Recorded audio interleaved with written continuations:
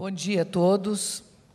As minhas primeiras palavras são de agradecimento ao professor acadêmico presidente Nelson Manriche e aos organizadores deste magnífico evento, professora acadêmica Ione Frediani, o nosso ilustre acadêmico, desembargador Valdir Florindo, agradecendo pelo honroso convite e cumprimentando-os pela excelência deste congresso internacional, que a cada ano se repete e amplia o sucesso dos anos anteriores.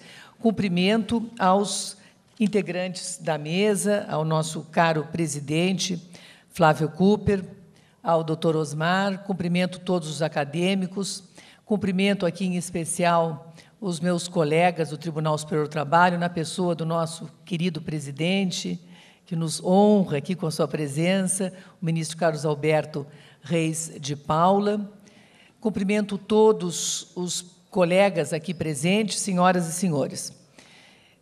Nós dividiremos este painel em 3 etapas. Me cabe aqui a manifestação, segundo a ordem do programa, sobre o tema importante e preocupante, que é o da execução trabalhista e da responsabilidade dos sócios e diretores da pessoa jurídica. Sobre a responsabilidade dos sócios, todos sabemos que a pessoa jurídica ela não se confunde, não é, com a pessoa dos seus sócios. São realidades distintas, são conjuntos patrimoniais igualmente distintos. E, não obstante, diante do cuidado que deve cercar a utilização do instituto abstrato da pessoa jurídica, é que teve lugar a figura da desconsideração da personalidade jurídica, por meio da qual a barreira distintiva entre ela e os seus sócios ela é superada para que os últimos respondam com o seu patrimônio pessoal pelas obrigações da pessoa jurídica. E a legislação brasileira contempla uma série de hipóteses em que afirma a responsabilidade direta dos sócios e administradores, que não se confunde com a hipótese da desconsideração da pessoa jurídica. Por isso que aqui refiro preliminarmente esta hipótese. Responsabilização direta dos sócios é coisa diferente. E o Código Tributário Nacional, nos artigos 134 e 135, expressamente em relação ao crédito tributário, prevê a responsabilidade solidária pessoal dos sócios nos atos em que eles intervierem por prática ou por omissão, no caso, e que forem responsáveis no caso de liquidação das pessoas jurídicas, e também atribui, no artigo 135, responsabilidade pessoal em relação às obrigações tributárias e direta quando os sócios agirem com excessos de poder, infração da lei, do contrato ou dos estatutos. E, nesta mesma linha, a Lei das Sociedades por Ações, no artigo 158, também prevê que o administrador, claro, em geral, ele só responde, ele não é pessoalmente, responsável pelas obrigações que contraírem em nome da sociedade. A sociedade é que responde, mas quando ele não responde, quando atuar regularmente, praticar ato regular de gestão.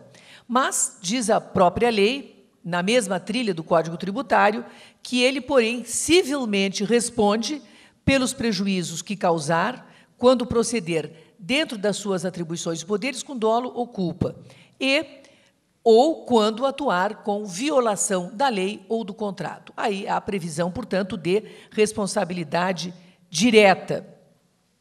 Nos últimos tempos, contudo, essa responsabilidade dos administradores ela vem se intensificando ainda mais pela aplicação da teoria da desconsideração da personalidade jurídica, que, como todos sabem, surgiu no âmbito da Common Law, e a sua origem remonta ao ano de 1809, no caso, né, dos Estados Unidos, denominado Bank of United versus DeVos.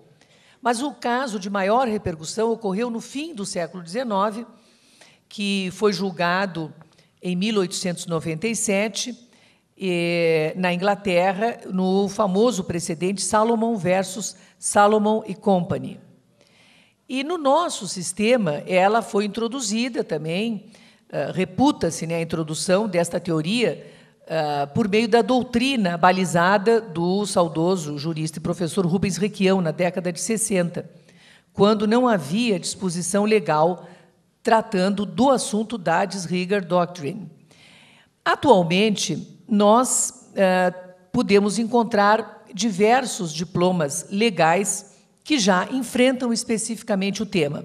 O Código Civil, o novo Código Civil, no artigo 50, o Código Tributário Nacional, o Código de Defesa do Consumidor, a Lei Antitruste e a Lei de Crimes Ambientais. Toda essa legislação da década de 90, que já enfrenta especificamente o tema da desconsideração da personalidade jurídica, que consiste precisamente na extensão aos sócios e aos administradores de determinadas obrigações da sociedade, nas hipóteses de utilização indevida da pessoa jurídica em situações como fraude, simulação e abuso da personalidade.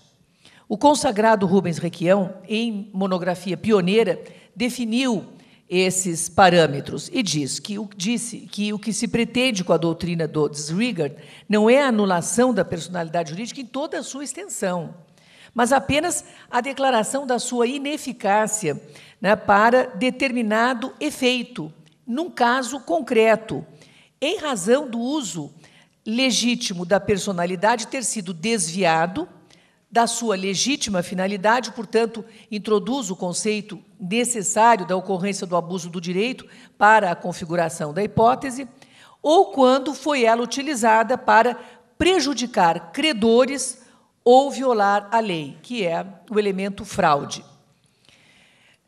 No direito do trabalho, nós temos o artigo 2º e o parágrafo 2º, que regem a aplicação da desconsideração da personalidade jurídica no âmbito do grupo econômico. E a Lei 5.889, de 73, que consagra também, de uma forma mais ampla, né, a mesma teoria no que diz com o trabalho rural. E, então, esses dois dispositivos, eles têm uma importante distinção. Enquanto a CLT parece, não é, optar por uma concepção mais restrita de grupo econômico, exigindo direção una, esse é o dispositivo da lei, a Lei 5.889, posterior, portanto, escolhe um conceito mais amplo, alargado, eis que ela prevê a caracterização do grupo de empresas, ainda que cada uma delas guarde, não é, a sua autonomia, e estabelecendo-se, portanto, o conceito de relação de coordenação entre os integrantes do grupo para afirmar, não é, a solidariedade entre os seus integrantes. E este conceito ampliado veio a ser utilizado na interpretação também do artigo 2º do seu parágrafo 2º para o grupo econômico urbano. E a jurisprudência uniforme do Tribunal Superior do Trabalho é no sentido de que há precedentes da caracterização do grupo econômico também por coordenação para a afirmação da responsabilidade solidária. Portanto, o grupo econômico, para fins trabalhistas, ele independe de qualquer tipificação oriunda de outros ramos do direito. Basta que haja um agrupamento, né, de sociedades para que tenha a aplicação o dispositivo legal. Então, o que é decisivo para o direito do trabalho é a constatação de que sociedades vinculadas entre si, quer por direção, quer por coordenação, se beneficiam de um modo direto ou de um modo indireto daquele mesmo contrato de trabalho, para, assim, afirmar-se a solidariedade, que é ativa e que é passiva. E essa previsão, portanto, de responsabilidade solidária entre empresas integrantes do grupo associada à noção de empregador único é que corresponde à consagração da teoria da desconsideração da personalidade jurídica do empregador no que diz com os grupos econômicos. E ainda que nós todos sabemos que não conste do título executivo judicial. Mas, além disso, né, a aplicação do Instituto da Disregard Doctrine encontra respaldo no campo do direito do trabalho, nos princípios que o informam, em especial o princípio da proteção, o princípio da primazia da realidade, e fundamentados também no artigo 9º da CLT. E, além disso, também invocando-se o artigo 8º da CLT, é possível a incidência subsidiária do direito comum no direito do trabalho, para a afirmação, né, da aplicabilidade da Disregard Doctrine. E, neste sentido, tem relevância o artigo 500 do Código Civil e o artigo 28 e seus parágrafos do Código de Defesa do Consumidor. O Código Civil anterior, de 1916, consagrava o princípio da estanque separação entre a empresa e os seus sócios.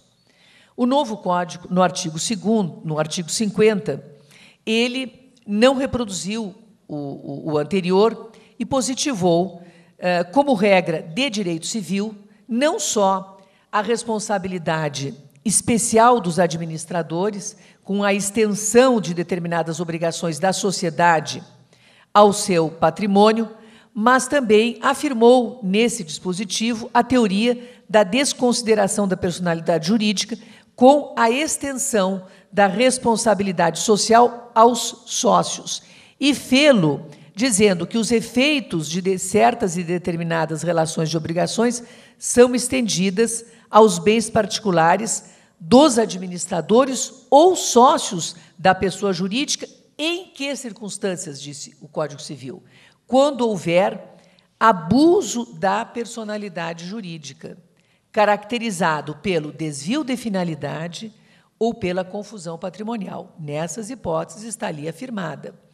E o desvio de finalidade, ele se configura pela utilização da sociedade para finalidades diversas daquelas estabelecidas em seu objeto social, para atender propósitos distintos daqueles em função das quais foi formalmente constituída. E por confusão patrimonial, que é outra vertente do abuso de direito, entende-se a ausência de distinção entre o patrimônio social e o patrimônio de alguns ou de todos os sócios. Então, vejam que a opção legislativa, no caso, buscou efetivamente responsabilizar os sócios, mas vinculou as hipóteses de abuso da personalidade jurídica caracterizado pelo desvio de finalidade ou confusão patrimonial. Já o artigo 28 do Código de Defesa do Consumidor prevê ampla gama de hipóteses que acarretam a desconsideração da personalidade jurídica, até mesmo repetindo dispositivos legais que tratam da responsabilidade direta dos sócios e não da desconsideração da personalidade jurídica. E no artigo 5º, que até se diz que teria sido este vetado e não o primeiro, se estabeleceu de forma ampla, e este é o dispositivo que vem sendo aplicado, fundamentando a teoria menor, né? A chamada teoria menor, para afirmar a responsabilidade irrestrita dos sócios pelo mero descumprimento, né, de obrigações por parte da pessoa, pelo mero inadimplemento da pessoa jurídica. E este parágrafo 5º dispõe que poderá ser desconsiderada a pessoa jurídica sempre que sua personalidade for, de alguma forma, obstáculo ao ressarcimento de prejuízos causados aos consumidores. E este parágrafo 5º disse que, pela similitude de princípios e finalidades, chancelaria a incidência do dispositivo nas relações laborais para assegurar a efetividade e o cumprimento da legislação trabalhista quando se constatar insuficiência de bens livres e desembaraçados do devedor principal, autorizando e legitimando o direcionamento da execução de imediato, né, aos sócios. E esta, digamos, me parece que é a grande questão que está posta aqui ao nosso exame. Eu teria aqui outros aspectos para examinar, mas o tempo já se esgota e vou superar, portanto, para ir à conclusão. E digo que esta legislação que nós temos já se revela suficiente para a aplicação plena do Instituto. Mas, e vimos que há duas, digamos, correntes doutrinárias que examinam o tema, a chamada teoria maior, que se fundamenta no antigo Código Civil e que contém exigências maiores à desconsideração, exigindo o abuso de direito, como nós vimos, por parte do sócio, e como forma de coibir fraudes e abusos praticados por meio da pessoa jurídica. Nestas hipóteses, constatada o abuso, a fraude, a confusão patrimonial, o uso indevido, né, da pessoa jurídica, afirma-se a responsabilidade pessoal dos administradores e dos sócios. E temos a teoria menor, que tem por base a legislação ambiental, a legislação do consumidor e da ordem econômica, e que justifica a desconsideração da personalidade jurídica no mero inadimplemento da obrigação e no prejuízo do credor. E o que me parece é que deve-se distinguir desconsideração de despersonalização. Quando os sócios, os administradores ou os gerentes agirem efetivamente com excesso de poderes, de maneira contrária à lei ou aos estatutos, não há que falar em desconsideração da pessoa jurídica, pois esta não serviu como véu. As pessoas é que agiram de forma ilícita. Eu só posso considerar a aplicação do princípio quando a pessoa jurídica foi utilizada como um instrumento, né, para a prática daquele abuso ou daquele descumprimento da lei ou do contrato.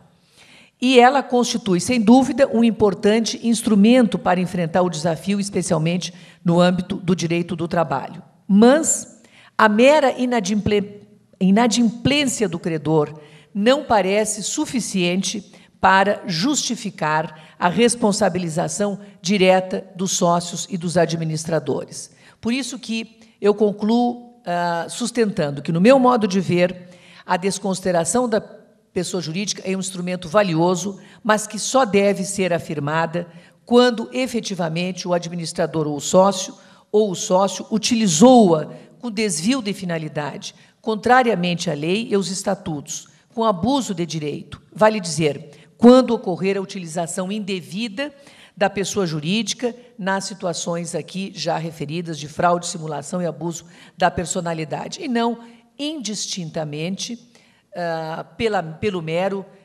inadimplemento da obrigação. Muito obrigada.